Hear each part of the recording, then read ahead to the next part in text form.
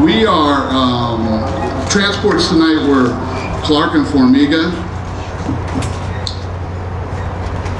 Bonuses tonight were all performance, no fight of the night. We got O'Malley, Sterling, Garbrandt, and Perez. They all won $50,000. Congratulations. And who's first? Dana. Amanda Nunes obviously had a pretty thorough performance tonight. Curious just kind of what you thought about Amanda's performance and what you do with her next. I mean, she's just seemingly on this higher tier than anybody right now. Yeah, no, this card was awesome. And it was a good night. How do you guys like watching fights in the Apex? Great, right? It's actually fun and looks great on TV. Really happy with it. And Amanda Nunes, I told you guys many times, is the GOAT.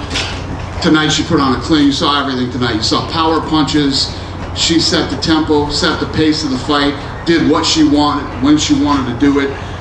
Kicks to the legs, kicks to the body, kicks to the head, takedowns, takedown defense, elbows. I mean, just everything that you could see in an MMA fight, she put out there tonight. This is a bad night to be in a 10, huh? Yeah, she looked good. And then when you think about opponents, we think back to Anderson Silva, John Jones, and many others that, you know, we were sitting here having the same conversation. Who's next? There's always somebody next. Great night for the bantamweights, of course. You said going in, you were looking at Sandhagen and Aljamain as the #1 contender fight. Obviously, Aljamain looked impressive. Is he getting his title shot now? That Matt Serra Brazilian Jiu-Jitsu? Yeah. Well, you guys know what the next fight is, but yeah, he'll get the shot after that. Nice. Is there any thought at all? I mean, although Jan keeping it together, some people are saying maybe that was so impressive you might break that fight up. I think that fight's done. Nice. Report this morning that Fight Island is Abu Dhabi. Are you able to confirm? I know you've been keeping that under wraps, but are you able to confirm if it is Abu Dhabi? I will announce next week, and I will show you pictures, and I will give you a lot more information. Fantastic. A couple of quick ones. Conor McGregor took to social media just a little bit ago and said he's retiring. Curious if he spoke to you, if you guys knew something like this was in the works. He says he's done. So I'll remind everybody that we're in a pandemic. The world is a crazy place right now with all these things that are going on. And, you know, I think that everybody feels this right now. There's no fans, can't travel the fights around. You know, I think everybody is pissed off, confused. You know, been locked up in their houses for 3.5 months. People are wearing masks. People are, you know, there's protests, there's riots. The list goes on and on. And I don't know. I don't listen. If you don't think that what I'm doing right now is probably the hardest thing that I've ever done, and if you don't think that 3 times a day I throw my fucking hands up and I'm ready to say, you know what? Fuck this shit. Believe me. And the amount of people that I have gunning at me right now is insane. It's insane. But here we are. This is our, what, 5th fight? We pulled off our 5th fight. No other sports are going right now but us. And one of the beautiful things about this sport is you don't have to fight. This isn't the NBA or the NFL where you better be at practice, you better show up and do this, you better do that. You don't have to do anything here. And if these guys want to sit out and retire right now, or anybody feels uncomfortable in any way, shape, or form with what's going on, you don't have to fight. It is all good. So if that's what Conor's feeling right now, John Jones, Jorge Masvidal, you know, I feel you. It's not like I'm going, holy shit, this is crazy. This is nuts. Nothing is crazy and nuts right now because everything is crazy and nuts right now. So, on a certain level, I totally understand it and get it. Masvidal, he spoke to ESPN earlier tonight, and he said he laid out a statistic that fighters get paid 18% of the revenue generated by the UFC. Are you able to address that, whether that's accurate and whether that's a number that could change, that he's saying fighters should get more of the revenue that's generated? Being the financial wizard that he is, I'm assuming his numbers are correct. Here's the thing about Masvidal. We just signed a new deal with Masvidal. Masvidal just signed a new 8-fight deal. He's got 7 fights left on his deal, you know? And my people were working with him and trying to get a deal done with him when he already has a deal. John Jones has like 7 fights left on his deal. He just signed a new deal less than a year ago. So guys, you can say whatever you want about it. I have a deal. We just did a deal with both guys. This isn't one of those scenarios where like they've got some 3-year-old deal and it's like, oh man, that was 3 years ago. I'm in a much different place. This was months ago. Dana, Jim Greashauer, Cage Side Seat. Just a question about leading from the front. You know, I was talking to Dave Lockett earlier about you guys are leading from the front in the sports world. You're the first to do it. You're the only ones doing it. You're taking a lot of shots doing it. But you're succeeding in so many ways. Can you talk about that mentality to lead from the front? You're vulnerable, people taking shots at you, but you're also leading that charge and giving people what they need in a lot of ways right now in the tough world that we live in. Well, thank you, sir. I don't know if that was a question or a compliment, but I appreciate it. I want your statement on that, what it feels like to be leading from the front. You know, the bullets are coming at you, but you're also leading the way. It's a catch-22. It feels great, and it's a fucking nightmare at the same time. Let's put it that way. So I'll tell you, I said it 2 minutes ago, it's the hardest thing I've ever done. And I was here when we bought this thing, and this thing was dead, and we had to literally get people interested in it. So to tell you that this is the hardest thing I've ever done, that's a hell of a statement. And you still get up every morning with that same piss and vinegar that you've always had from day one? I do, yeah. I don't know how much of this shit I got left in me, man, but I'm still doing it, yeah. Hey Dana, is it time to do Valentina versus Amanda again? For the 3rd time? No. Amanda won twice? No interest in that at all? No, I don't think that's the right fight for Valentina. First of all, and if you look at Amanda, she's the queen of 2 divisions right now, 35, right, and 45. And I think what you'd see before that is a couple more wins from Weili, and that fight happening before you would see the Amanda fight again. I don't know if you saw Dan Levitard declined your offer of $250,000, said that's too low, and he's going to come at you with a counter. Let me tell you what, the last thing anybody wants to see is 2 50-year-old idiots fighting, okay? One thing that we've all learned from the fight business is nothing good comes out of 50-year-olds fighting. Except, there's a shitload of people that love to see me get knocked out, and there's even more people that would love to see Dan Levitard get knocked out. So, this isn't a negotiation. I put up 250, what's he putting up? We're negotiating? You said you want to fight me for charity. I said, okay, I'll put up $250,000, we'll do it. You're lowballing me like all your fighters and there'll be a negotiation. No, idiot. There won't be any negotiation. You want to fight, let's fight, we'll do it. You see Jorge Masvidal offered to train him. Yeah, I did. He's out of work, so it makes sense. Just going back to the Conor thing, you said that you're not surprised anything can happen right now. Did you hear from him personally about that, or was that? No, one of my people grabbed me and showed it to me on social media. But that's Conor. You know how Conor works. That's how he does things. But listen, Conor. There's been a handful of people that have made this thing really fun for me, and Conor's one of those guys. You know, and I said the other day to somebody, you know, when you look at the star power that Conor McGregor, the star that he became, he introduced this thing globally to people in places that had never seen it before or been interested in it. And, you know, every star that we've ever had has contributed a piece to building the sport and building this brand. Conor's been fun, it's been awesome, and he's got, I heard some information today, which is funny that it was today. It's because of this deal that I'm working on. But Proper 12 whiskey has sold an obscene amount of liquor, you know?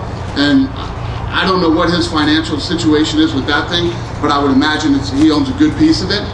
Conor McGregor's not gonna need any money anytime soon, you know?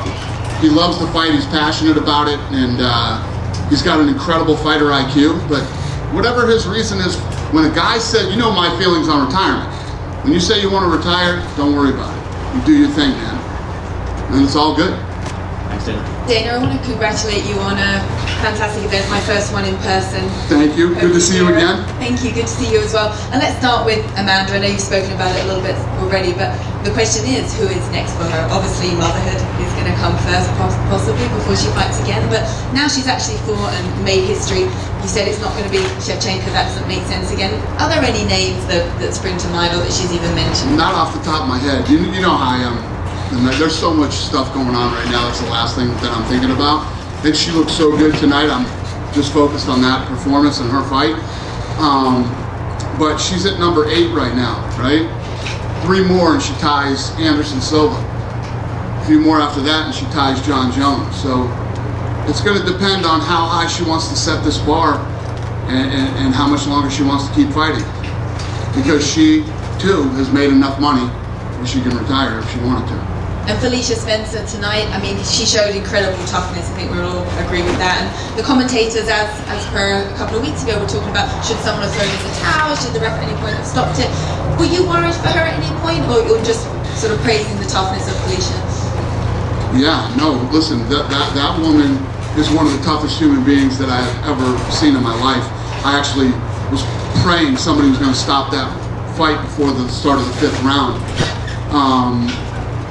And you know, she's tough.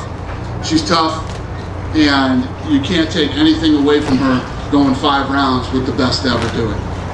And the bantamweights were on fire tonight. Obviously, Aljamain Sterling, Cody Garbrandt, and then Sugar Sean O'Malley as well. You've said this is a kid we should look out for. What do you got to say about his performance? Garbrandt's knockout was incredible. The timing, the speed, you know, the time left on the clock. Everything about that made that one of the best knockouts I've ever seen in my career. And Sugar Sean O'Malley fought a real guy tonight, a real veteran of the sport, a guy that you know, was a really big test for him, and he passed that test with flying colors. So I'm excited for what's next for him too. So Aljamain would fight the winner of Aldo and Yan. That's obviously correct. Going to be what, in a month or so's time?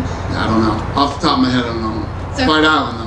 So how much longer before? So July. July. So those guys will fight in July. Yes, his shot, because obviously they then need to rest off Aljamain. Well, I have no idea. No idea. Okay. And I want to ask you about the welterweight division as well. I know you've addressed Masvidal and wanting more money on that kind of stuff, but I want to focus on the title fight, Usman. You said it could be Burns, but we had Leon Edwards on our show at BT Sport tonight saying that he's been in some talks that he could in fact get that next title shot. So who's the front runner? We'll see what happens. Ooh, not giving anything away. Nope. But what are the divisions that excite you the most right now? Because obviously we've talked about bantamweights tonight, the welterweight division, there's a lot of moving parts as well. They seem to be the front runners. The division that excites you the most right now, where they seem to have the most... Oh God, I mean all these divisions right now. 170-pound division tonight. You know, we're talking about hopefully getting this thing done this summer for Stipe and Cormier 3, which is a fight that I'm excited to see. You know, a lot of fun stuff. And I'm excited to see Whaley fight again. Thanks, Danny. Great to talk to you. Thank you. Hey, Dana. Just to go into, you know, O'Malley tonight even said he wanted more money and he was not happy. And so when you're looking at, you know, Conor and Jones and Masvidal and all this, not one individual, but just collectively, does that do anything to the brand when you have all these people and all these notable names making those kind of comments? Yeah, we've been here many times before. This isn't the first rodeo. With one guy, not... No, that's not true. One time. Not true. We've been here before. This has happened to us before. More than once, too. Why do you think it's popping up at this time? Like, what is causing it right now? How the hell do I know? Well, I mean, you're talking to the guy, so I assume you... I'm not talking to him. I have no idea why this is going on. And then So you want me to tell you why this is going on right now? I love you. You know I love you, but that is a really stupid question. No, it's not a stupid. Such a stupid question. You know, you're talking. We're in a fucking pandemic, and the world is going crazy right now. And all these guys are like, "Well, I want more money too. I want more money." But let me tell you what's going to happen. I'm going to tell you what's going to happen. I'm going to predict the future here. Most of the media in this country is going to get laid off in the next several months. And that's going to be a big, and everybody wants more money. And nobody wants to get laid off. And all these crazy things are going on in this world right now. Nothing is normal right now. Everything is crazy. And I am the only guy that is pulling off sporting events right now. I get that, but you're asking me a question. I don't fucking know. I can't tell you what's going to happen in the next fucking month with my business. I don't know. I don't give a fuck.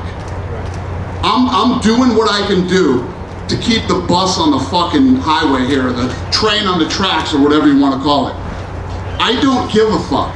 If people don't want to fight, you don't have to fight.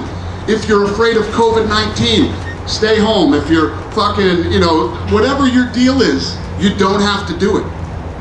I couldn't explain to you anything that's going on planet Earth right now. And neither can anybody else. Did you, this thing from Conor seemingly out of, he's retired before, but had you seen this coming? Like, had you had any conversation with him that would indicate he might be planning to do something like this? He's been wanting to fight. He's frustrated because he wants to fight. I'm sure that is a piece of it. And the no fans, you can't have him fight, is that a sense? No, it's not that we can't have him fight, but who do you want to fight right now? Okay. You fight Ferguson? I mean, you want to fight, he had called out Masvidal. Masvidal, okay, who do you fight right now? And where do we fight Conor McGregor right now? Fight Island isn't even up and running until July.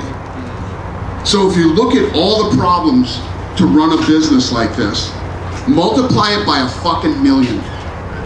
And that's where we are right now. And there's a lot of other shit that goes on behind the scenes right now that, it's a wacky time to be the first guy putting on live sports when a lot of fucking people who are nutty as hell didn't want you to. You put on a show headlined by two women during a pandemic, and this wasn't Ronda Rousey versus Liz Carmouche, didn't get that kind of attention. But I understand that you were tracking fairly well on the show, right? So has Amanda become a draw herself, or do you think that it's just the fact that the sport has become, and during the pandemic, the attraction? Tonight was a very big night. The kids that are fighting right now, especially when you're a champion and you're reaping the pay-per-view benefits, are doing very well. This is the only game in town. And when I say that, I mean on the planet. And we're a global business. So, yeah, these kids that get a piece of the pay-per-view are doing very well.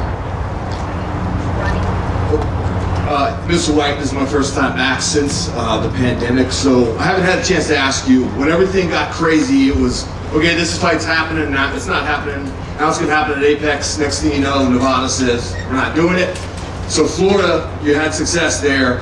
All of a sudden, Nevada had a change of tune. What exactly happened there to allow them to bring you all back? Well, I wouldn't say that they changed their tune. Things started opening up again, you can drive down the street and go to the casino right now, play cards, go to a bar, go to a restaurant. It all started to open up again. But again, it was all part of being first. We were first. So there was a lot of pressure on us being first to pull everything off the right way, because nobody knew what the right way was. So I'm telling you guys, if I could tell you guys, you wouldn't fucking believe it. You wouldn't believe it.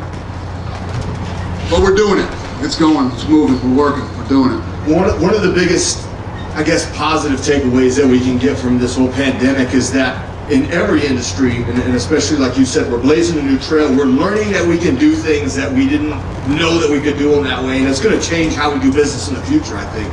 When you brought us here to the Apex the first time, you talk about putting on a lot of fights here, and this pandemic kind of forced that hand in a way. Yeah, this isn't what I had planned, but yeah, it worked out. It definitely worked out. So yeah, and one of the questions that you're asking about these other sports, it's 100% safe for these other sports to go right now, but they can't go. They can't go because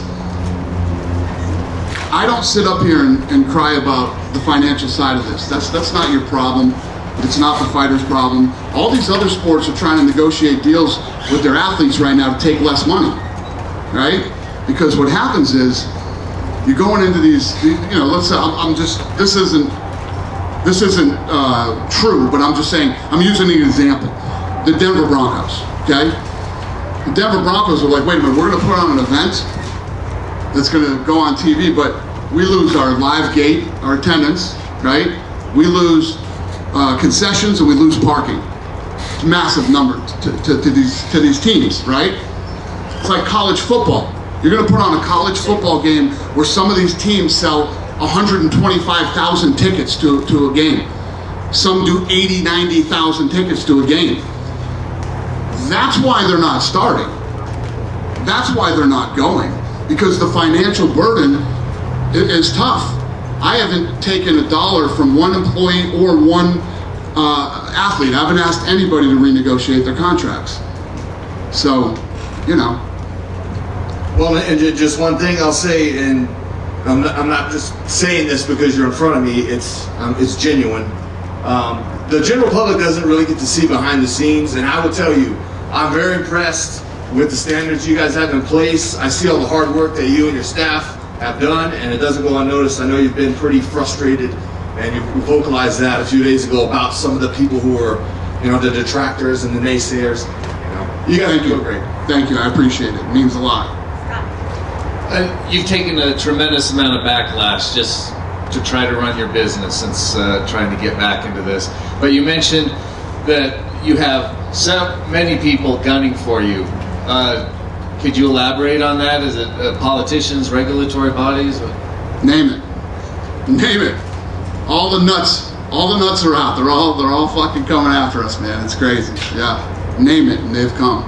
What would you say is the number one, besides the pandemic in general, the number one thing that's been the toughest hurdle for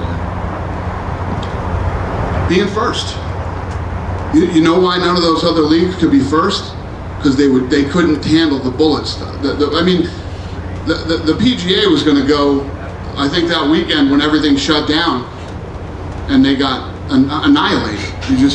They couldn't take the pressure that they were getting. And then once that all starts to go, it just starts to pile up, and you just have the nuttiest of the nuts coming after you. And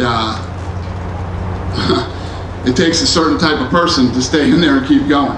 And we're like I said earlier, we're 5 fights in, and it's still crazy, man. It's still crazy, and a lot of people did not want this to happen. A lot of people did not want this to happen. Why do you think that is? It's like, that's what, like Kevin trying to ask me, why is this going on? Why are these people doing this? I can't tell you why. I think that's part of the thing too right now. A lot of people are confused. A lot of people are angry and scared, and whatever their thing is. There's a lot of that going on right now. And believe me, I hate to be Mr. Negative, but I don't even think, I don't think the worst is still yet to come. The worst is still yet to come. You're going to see a lot more people in this country getting laid off. If you just look at the financial situation, being off for 3.5 months, right? And you look at the stock market, and you're like, the fuck does that make sense, right? There's going to be a huge domino effect.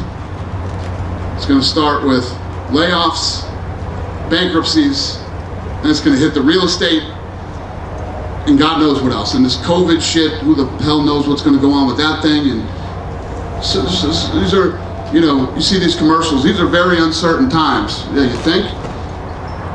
Who knows, man? I'm just fucking digging in. I haven't laid off any of my people. I'm trying to take care of all my people, including the fighters, keep them working, and I'm doing everything in my power to do what I can do. And anybody that, listen, you guys have known me for a long time. Anybody that doesn't want to roll with me, get the fuck off the bus. Get out of here. See you later. Do whatever you want to do. Nobody is making anybody do anything. When you have these fighters lining up saying, we need more money, we're not getting paid enough, and yet you're trying to get the next show on, and the next show, where in the priority are they when you're just trying to keep the doors open? Well, the priorities are the guys who want to fight. They're the priorities. So the guys who want to fight, we'll keep them fighting, and These guys can make it. There are more eyeballs on these kids right now than ever in the history of the business, ever.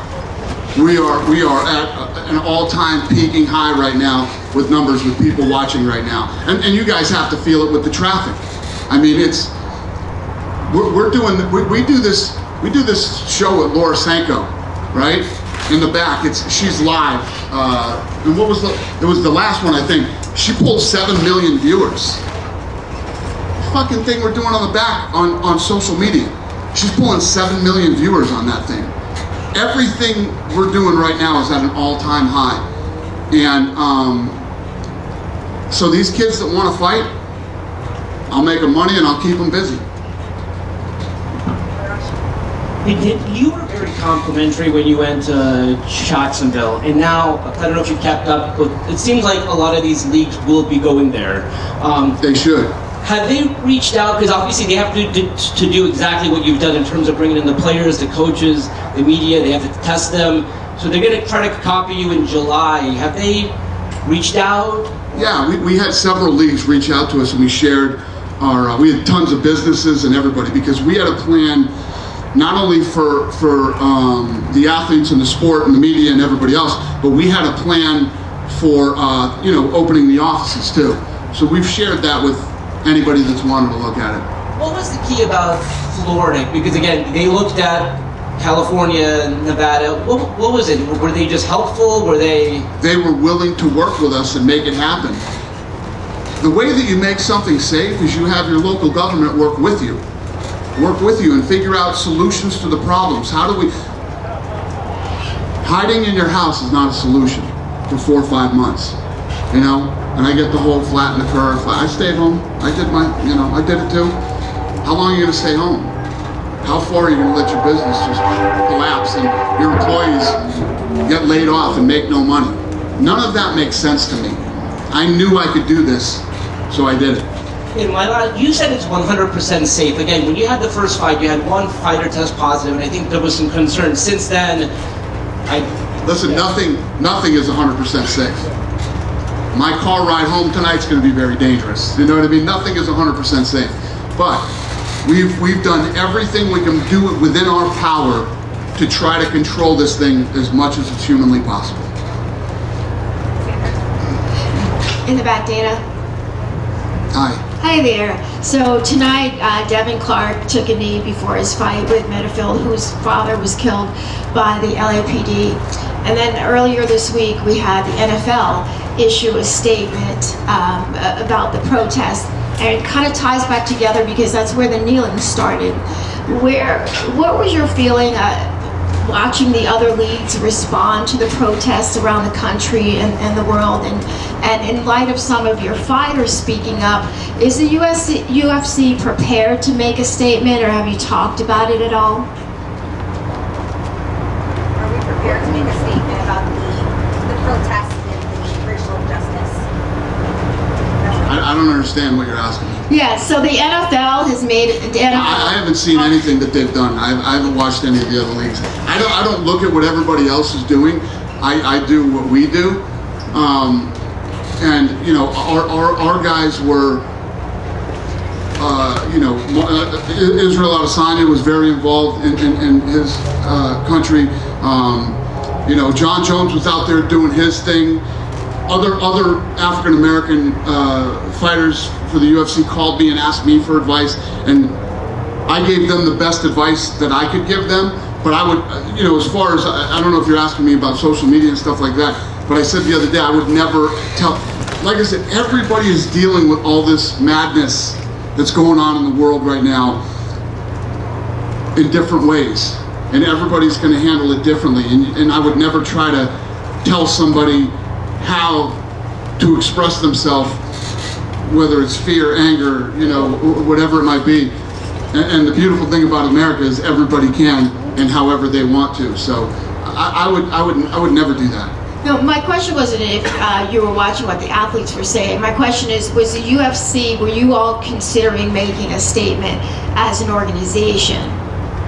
About what? About the protests, or about the reason why the athletes were kneeling in other organizations? I don't even know how to answer that question. So it's a no. Okay, it's a no. And then finally, you said no one wants to see two 50-year-olds fighting. Yeah. But I see Mike Tyson and Evander Holyfield looking like they want to scrap. Who you got in that fight? I don't know. What I would like to do is take them both out to dinner and say, hey, let's not fight.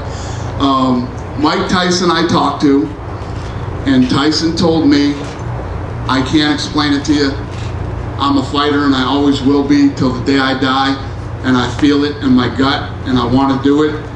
And he's a grown man and he can do whatever he wants. So I said, you know, Mike, I love you, buddy, and yeah, I support you. I'll be good luck, and I'll watch it. And you know, Tyson's still explosive. He's still fast, and we all know who Evander Holyfield is. I mean, that guy is a stone cold warrior to the core. So I don't know. I don't know who's going to win that fight. And they're actually not 50. They're older than me. They're like 7 or 8 years older than me. So yeah, I wish them both luck. No? All right, you guys. Good night.